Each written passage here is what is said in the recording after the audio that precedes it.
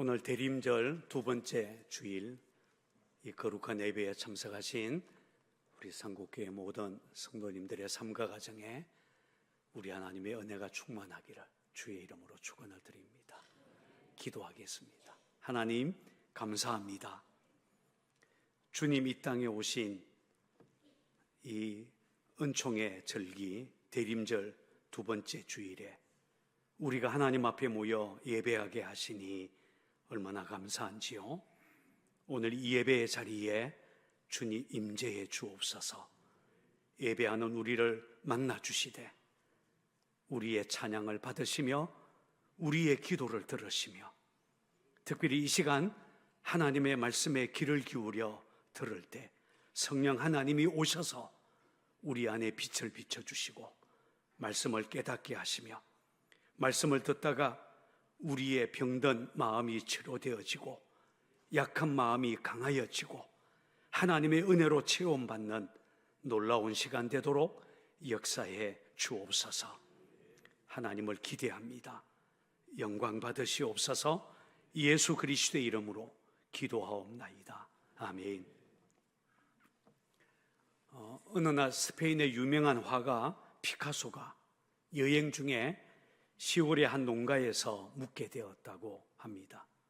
하룻밤을 잘 지낸 그는 다음날 아침 주인 집 딸아이를 보자 너무 사랑스러운 나머지 얘야 그림 하나 그려줄 테니 네 손수건을 이리 다오 라고 했답니다. 그런데 현대 미술의 거장 피카소를 몰랐던 이 아이는 엄마에게 달려가더니 이렇게 소리쳤다고 하지요. 엄마, 왜 미친 사람이 내 비단 주머니에 물감을 뿌리려고 해? 아니, 피카소의 그림 한 장이 얼마짜리인데 그걸 거절하다니. 여러분, 우리가 복음을 전할 때에 거절하는 사람 이와 같습니다. 복음은 우리 인간에게 주신 하나님의 최고의 선물입니다. 그런데도 이 영생의 선물을 거부하는 사람 얼마나 마음이 안타깝습니까?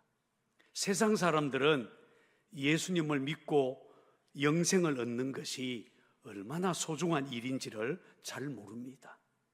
영생보다도 더 가치 있는 것이 있는 줄 착각하고 세상 따라가다가 세상과 함께 멸망의 길을 가고 있습니다. 롯의 아내도 그랬죠. 멸망하는 세상 뒤돌아보지 말라 천사가 경고했지만 그는 소돔성 뒤돌아보다가 그만 소금 기둥이 되고 말았습니다. 우리 인생에서 가장 소중한 것이 무엇인지를 아는 것 참된 지혜입니다. 여러분들은 영생이 얼마나 소중한지 알고 있습니까? 우리는 매주일마다 요한일서를 읽어나가고 있습니다. 요한일서는 사도 요한이 소아시아 지역의 여러 교회에 회람 형식으로 보낸 편지, 서신입니다. 당시 소아시아 지역의 교회들은 거짓 선지자들, 특히 영지주의, 노스티시즘, 영지주의라는 이단으로 인해서 혼란에 빠져 있었습니다. 사도 요한은 믿음보다 영적 지식을 가져야 구원받는다고 주장하는 그들에 대해 가만히 있을 수가 없었어요. 혼란에 빠진 성도들의 신앙을 바로 세우기 위해 우리 기독교의 핵심적인 진리를 쉽고 간결하게 써서 소아시아 여러 교회에 보냈는데 그게 바로 요한일서입니다. 오늘 본문 13절에 보면 이 편지를 쓰게 된 목적에 대해서 사도 요한은 이렇게 밝힙니다. 자, 13절을 같이 읽어볼까요? 시작. 내가 하나님의 아들의 이름을 믿는 너희에게 이것을 쓴 것은 너희로 하여금 너희에게 영생이 있음을 알게 하려 함이라. 여기 보면 사도 요한은 내가 이것을 쓴 것은 너희에게 영생이 있음을 알게 하려 함이라 라고 했습니다. 아마 당시 성도들은 자신에게 이미 영생이 있다는 사실을 모르고 있었던 것 같습니다. 하나님이 영생을 주셨는데도 그런 사실을 몰랐기 때문에 이단에 빠지고 방황했다는 것입니다. 여러분, 요한복음 5장 24절에 보면 이렇게 말씀하지요. 내 말을 듣고 또 나 보내신 이를 믿는 자는 영생을 얻었고, 요한복음 6장 47절에서도 진실로 진실로 너희에게 이르노니 믿는 자는 영생을 가졌나니. 이 말씀들을 읽어보면 공통된 가르침은 예수님을 하나님의 아들로 믿는 순간 우리는 영생을 얻는다. 믿는 자들은 이 영생을 누리고 있다라고 하는 것입니다. 그런데 사도 요한 시대에 많은 성도들이 이 사실을 모르고 있었다는 것입니다. 그래서 영지주의자들이 일어나서 믿는 것으로 되겠냐? 영적 지식이 있어야 영생을 얻지. 이렇게 말하자 그만 그 말에 속아서 이단에 빠지고 올바른 믿음의 길에서 벗어나 방황하게 되었다는 것입니다. 오늘날도 마찬가지입니다. 사람들이 왜 자꾸 이단에 빠지겠습니까? 자신 안에 영생이 있다는 것을 모르기 때문입니다. 통일교가 문선명이 재림예수다, 피가름 의식해야 된다, 그래야 영생이 있다라고 하니까 우르르 사람들이 거기로 몰려갔습니다. 이번에는 신천지가 일어나서 기가 막히게 비유풀이하는 것을 봐라, 저 이만희가 보혜사 성령이다, 영생이 거기 있다, 그러자 또 사람들이 거기로 우르르 몰려다니고 있습니다. 자신 안에 영생이 이미 있다는 사실을 모르니까 자꾸 이상한 말에 귀를 기울인다는 말입니다. 그래서 사도 요한은 당시 성도들에게 너희에게 이미 영생이 있다라는 사실을 깨닫도록 하기 위해 이 편지를 썼다고 밝힙니다. 자, 11절 12절 말씀도 한번 찾아서 읽어볼까요? 시작. 또 증거는 이것이니 하나님이 우리에게 영생을 주신 것과 이 생명이 그의 아들 안에 있는 그것이니라. 아들이 있는 자에게는 생명이 있고 하나님의 아들이 없는 자에게는 생명이 없느니라. 아들이 있는 자, 다시 말해서 예수님을 믿고 마음에 영접한 사람에게는 생명, 곧 영생이 있다라고 말합니다. 그러니 오늘 예수 믿는 저와 여러분들도 나는 이미 영생을 받았다라는 사실을 결코 잊지 말게 되기를 바랍니다. 그러면 영생이란 무엇이겠습니까? 왜 영생이 그토록 소중하겠습니까? 여러분, 영생, 헬라어로 조엔 아이오니온이라고 하는 이 영생은 글자 그대로 영원한 생명을 의미합니다. 그냥 단순하게 생각하면 영원히 사는 것이라고 대답하기 쉬워요. 물론 시간의 길이를 전혀 배제할 수는 없지만 성경은 그보다도 다른 차원에서 영생을 설명합니다.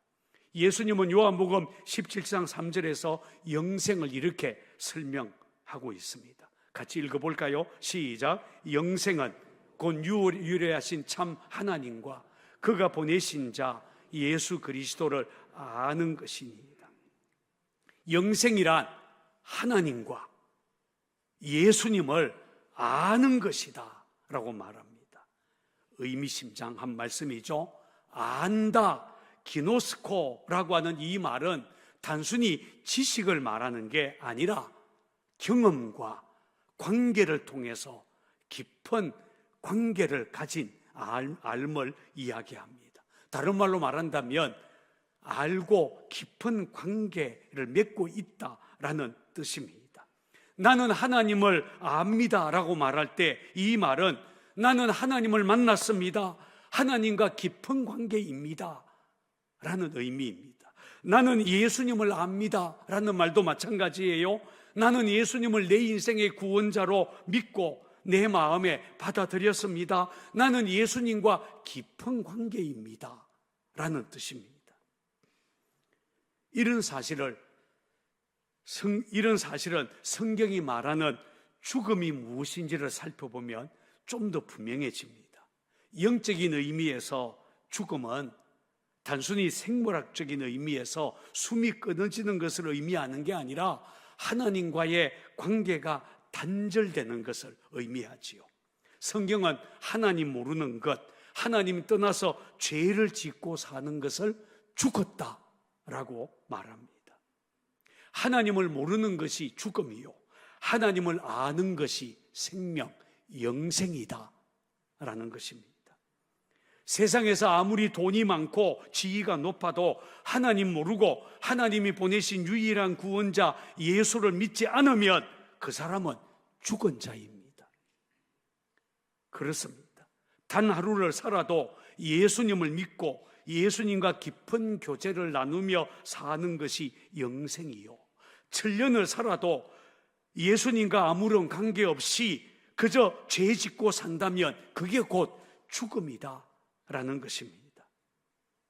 그러므로 이미 영생을 얻은 우리는 천국에서 영원히 사는 것만이 아니라 지금 이 땅에 살면서도 예수님과 친밀하게 교제하며 하나님의 은혜를 누리며 영생을 이미 우리가 누리면서 산다라고 할 수 있습니다.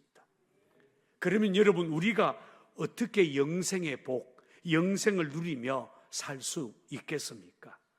영생을 얻은 성도가 이 땅에서 영생을 누리는 것이 혹시 굉장히 어려울까요? 그렇지 않습니다. 본문 14절은 영생을 누리는 길에 대해서 이렇게 설명을 하고 있습니다. 자, 14절을 찾아서 같이 읽어볼까요? 시작. 그를 향하여 우리의 가진 바 담대함이 이것이니 그의 뜻대로 무엇을 구하면 들으심이라. 자, 여기 보면 그를 향해 우리가 가진 담대함, 다시 말해서 우리가 당당하게 주님께 나가서 영생을 누리는 길이 있다라고 말합니다. 그것은 바로 무엇을 구하면 들으심이라. 우리가 기도하면 하나님이 응답하는 것, 하나님이 살아계셔서 내가 하나님, 그러면 하나님은 내가 여기 있다, 우리에게 대답해 주시고 우리가 그 아는 것을 주시고 우리는 그것을 받고 사는 것. 여러분, 이런 하나님과 이런 깊은 관계를 맺고 사는 것을 성경은 영생을 누리는 것이라고 말합니다. 그런데 저는 이 말씀에서 담대함이라는 말씀이 참 좋습니다. 이미 영생을 얻은 우리는 하나님을 내 아버지 이렇게 부르면서 하나님께 당당히 나가서 내가 원하는 것 하나님 주세요 구할 수 있고, 그러면 하나님은 우리가 구하는 것 들으시고 주신다는 것입니다. 히브리서 10장 19절은 이렇게 말합니다. 우리가 예수의 피를 힘입어 성소에 들어갈 담력을 얻었나니 그 길은 우리를 위하여 휘장 가운데로 열어놓으신 새로운 살 길이요, 휘장은 곧 그의 육체니라. 예수님이 이 땅에 오셔서 십자가에서 죽으심으로 하나님과 우리 사이에 막힌 담, 휘장으로 가리워졌던 그것이 찢어져서 이제 우리는 담대하게 하나님의 은혜의 보좌 앞으로 나갈 수 있게 되었다라는 말씀입니다. 여러분, 눈치 볼 필요 없습니다. 망설일 필요 없습니다. 하나님이 우리 아버지 되시기 때문입니다. 18세기 영국에서 감리교 운동을 시작했던 존 웨슬리는 회심하고 난 다음에 이런 말을 했어요. 나는 회심하기 전에, 거듭남을 경험하기 전에도 선교사였고 예수 믿는 사람이었습니다. 그러나 그 당시에는 아들의 믿음이 아니라 종의 믿음을 가지고 있었습니다. 따라해 볼까요? 아들의 믿음, 종의 믿음. 웨슬리는 회심하기 전에는, 하나님과 깊은 관계를 맺기 전에는 종의 믿음밖에 없었대요. 종이 주인을 대하듯이 두려운 마음으로 하나님 앞에 나갔고 의무감으로 기도했다는 거예요. 기도가 기쁨이 아니었어요. 그러나 회심하고 나니까, 하나님을 만나고 영생을 얻고 나니까 그때부터 아들의 믿음을 가졌다라는 거예요. 아들이 아버지 만나듯이 담대한 마음으로 하나님 앞에 나갔고 기대감으로 기도했다는 거예요. 기도가 기쁨이 되었다는 것입니다. 여러분, 영생을 얻은 우리에게는 기도가 기쁨입니다. 영생을 누리는 길이 바로 기도입니다. 아들이 아버지에게 구하듯이 우리는 하나님 앞에 나가서 구하고 하나님은 주시고 우리는 그것을 받고 이 땅에서 복을 얻고 살아가는 것, 영생을 누리는 길, 기도의 특권입니다. 할렐루야. 그런데 우리의 기도는 두 가지 알매 기초를 합니다. 자, 15절을 한번 읽어볼까요? 시작. 우리가 무엇이든지 구하는 바를 들으시는 줄을 안적 우리가 그에게 구한 그것을 얻은 줄을 또한 아느니라. 여기에 보면 안적, 아느니라 두 가지 알매 대해서 이야기합니다. 하나는 내가 무엇을 구하든지 하나님이 들으신다. 따라해 볼까요? 하나님이 들으신다. 여러분, 하나님이 들으신대요. 이게 첫 번째 알매예요.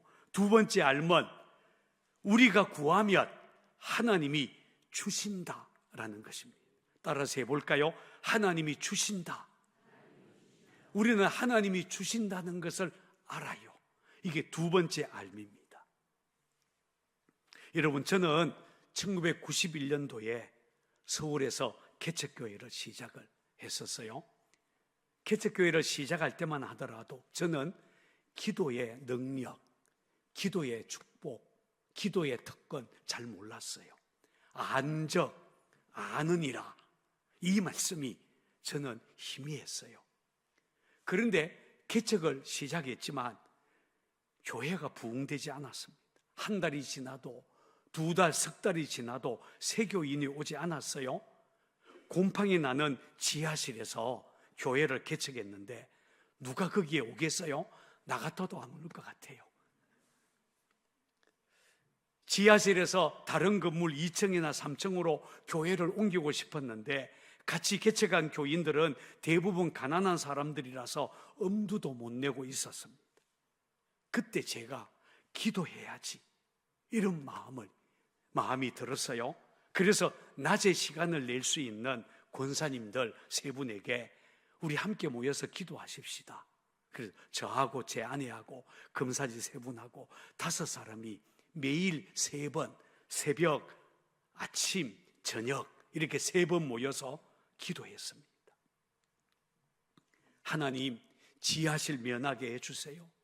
다른 건물 2층이나 3층으로 교회 옮기게 해주세요. 이렇게 기도했습니다.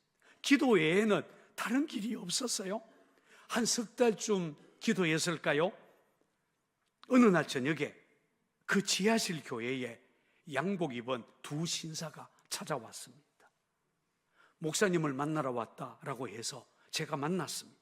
알고 봤더니 이 2사람의 여의도 순복음교회 안수 집사님들이었습니다.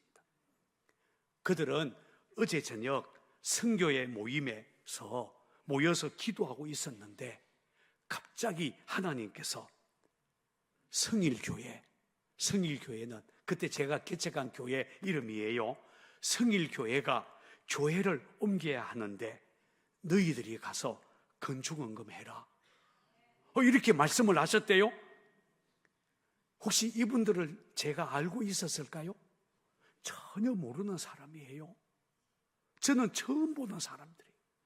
그런데 교회 옮기는 거 어떻게 알았을까요? 지금도 미스터리예요. 아직까지도 몰라요.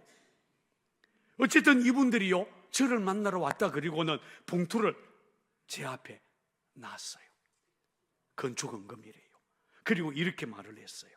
하나님께서 자기들에게 1억 원을 헌금해라 라고 하셨는데 급하게 오느라고 다 가져오지는 못했고 이 돈으로 먼저 계약을 하면 나머지도 헌금을 하겠다 이렇게 말했습니다. 깜짝 놀랄 일이 벌어졌어요. 그분들을 보내고 난 다음에 제가요 그 헌금 봉투를 들고 부들부들 떨었어요. 아니, 제가 1억 원에 놀랄 사람은 아니에요. 물론 당시 1990년도에는 1억 원이 큰 돈이었어요. 그런데 1억 원에 놀랄 사람은 아니었지만 그날 제 가슴을 관통해서 들어온 한 가지 중요한 진리가 제 가슴에 새겨졌어요.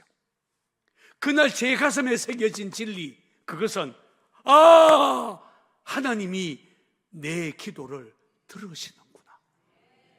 하나님이 들으신다. 여기 오늘 14절, 15절 안적, 아느니라. 여러분, 이 진리가 제 가슴에 탁 새겨졌습니다. 그때부터 저는 기도의 능력을 알게 되었습니다.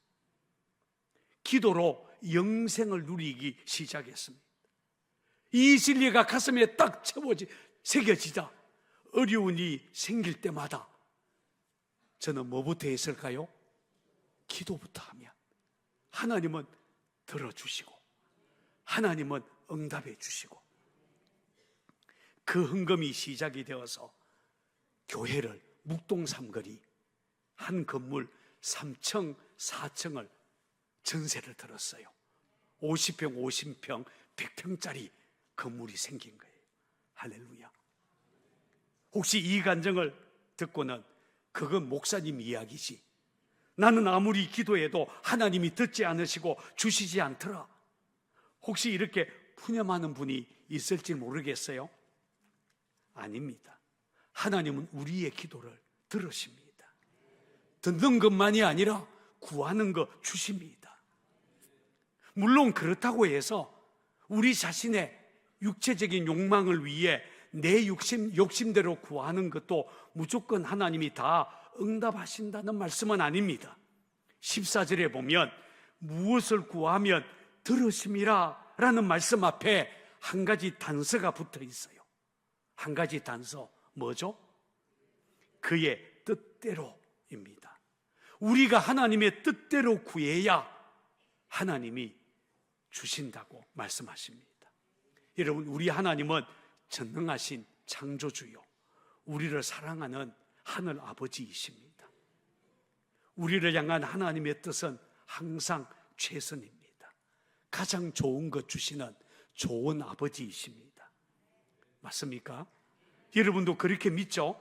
따라서 우리는 하나님의 뜻대로 구해야 합니다. 웨일즈의 C.H. 다더라는 목사님이 이런 말을 했어요. 기도란 우리 자신의 소원을 이루기 위해 전능하신 분의 손을 빌려오는 수단이 아니라 우리의 소원이 하나님의 뜻에 따라 조정이 되고 그분의 뜻을 성취하는 통로가 되도록 만드는 수단이다. 예수님의 겟세마네 기도가 바로 그의 뜻대로 구하는 대표적인 기도입니다. 십자가 죽음을 앞둔 예수님은 이렇게 기도하셨어요.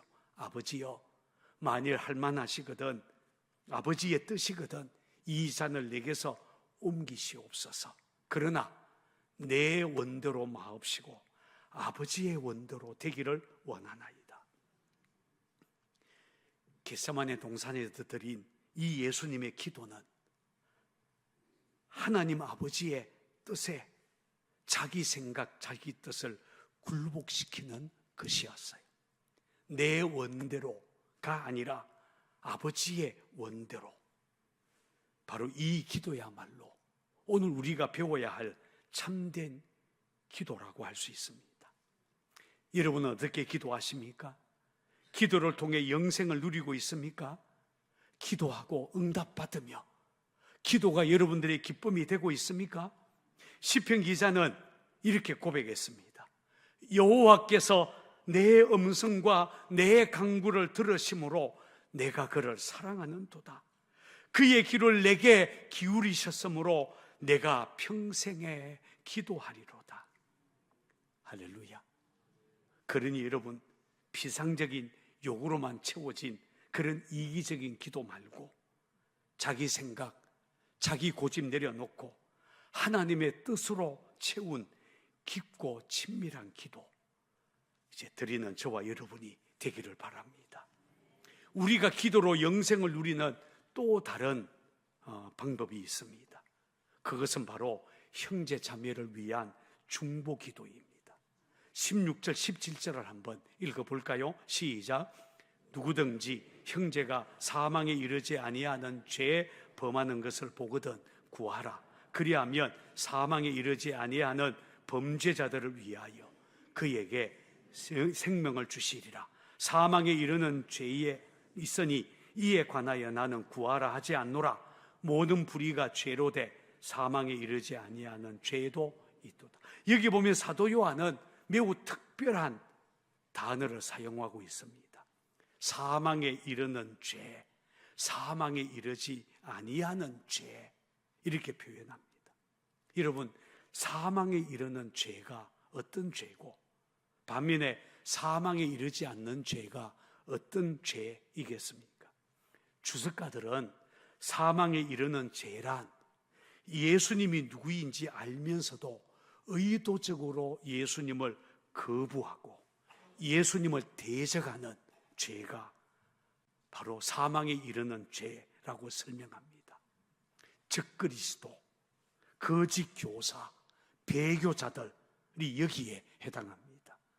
누가복음 12장에 보면 예수님은 성령을 모독하는 자는 사하심을 받지 못하리라 라고 하셨는데, 성령님이 그를 그리스도에게로 이끌어 가지만 고의적으로 그리스도를 부인하고 거절하는 사람, 바로 바리새인 같은 사람이 여기에 해당합니다. 또 히브리서에서는 한 번 빛을 받고 하늘의 은사를 맛보고 성령에 참여한 바 되고 내세의 능력을 맛보고서도 타락한 자들이라고 했는데 여기에 해당될 것입니다. 사도 요한은 이런 자를 위해서는 기도할 필요가 없지만 사망에 이르지 아니하는 죄를 범하는 형제를 위해서는 기도해야 된다라고 가르칩니다. 사망에 이르지 않는 죄, 쉽게 얘기하면 실족에서 넘어진 사람, 믿음이 약해져서 하나님과 멀어진 성도, 요즘 말로 말한다면 가나안 신자, 안나가 신자들이 여기에 속할 것입니다. 우리 주위를 둘러보십시오. 예수를 믿지만 하나님보다 세상 따라가는 성도들, 교회는 나오지만 하나님의 은혜로 체험받지 못한 채 지쳐있고 영혼이 메마른 성도들, 예수 믿는다고 말은 하지만 교회에 나오지 않는 성도들 얼마나 많이 있습니까? 이들이 여기에 해당될 것입니다. 그런 사람들을 위해 기도하라고 말합니다. 그러면 하나님이 그들에게 영생을 회복시켜 줄 것이다, 생명을 회복시켜 줄 것이다 라고 말합니다. 다윗만큼 이런 사실을 생생하게 보여주는 사람이 어디 있겠습니까? 다윗은 밧세바와 더불어 죄를 짓고는 자신의 죄를 꼭꼭 숨기고 1년을 살았어요. 죄를 숨기고 사는 1년 동안 그의 영혼은 메마를 대로 메말랐고 그의 영혼은 마치 가뭄든 땅처럼, 가뭄에 메말라가는 나무처럼 그의 영혼은 메말라갔습니다. 고통 속에 있었습니다. 그때 나단 선지자가 와서 그의 죄를 지적했어요. 다윗은 하나님 앞에서 회개했습니다. 시편 51편 10절에 보면 그가 이렇게 회개의 기도를 드립니다. 하나님이여 내 속에 정한 마음을 창조하시고 내 안에 정직한 영을 새롭게 하소서. 주의 구원의 즐거움을 내게 회복시켜 주시고 자원하는 심령을 주사 나를 붙드소서. 하나님은 이 기도 들으시고 그의 영혼을 회복시키시고 영생을 회복시켜 주셨습니다. 다윗의 이 기도 보세요. 주의 구원의 즐거움 내게 회복시켜 주세요. 메말랄 대로 메마른 내 심령 자원하는 심령으로 새롭게 해 주세요. 영생을 회복시켜 달라. 영생을 누리는 기쁨을 회복시켜 달라. 그렇게 기도했던 것입니다. 여러분, 기도가 우리의 영혼을 회복시키는, 영생을 회복시키는 은혜의 도구, 은총의 수단이다라는 것입니다. 우리의 그런 기도가 형제 자매를 회복시킬 거고, 우리 자녀들을 돌아오게 할 것이고, 하나님의 은혜를 다시 회복하게 해줄 것입니다. 저는 오늘 우리 상곡교회 성도들이 영생을 누리는 사람들이 되기를 바랍니다. 영생이 이미 내 안에 있다 확인하시기 바랍니다. 내가 기도하면 하나님 들으신다. 내가 구하는 거 하나님 주신다. 아멘 좀 해봐요. 그 가슴에 굳게 새기기 바랍니다. 기도야말로 이 땅에서, 지금 이 세상에서, 힘든 세상에서 영생의 축복을 누리는 방법이다. 오늘 성경은 우리에게 그렇게 가르쳐 줍니다. 기도하고 응답받고, 기도로 주님과 더 깊은 교제 속에 들어가는 그런 영생을 누리는 저와 여러분들이 되기를 주의 이름으로 축원을 드립니다.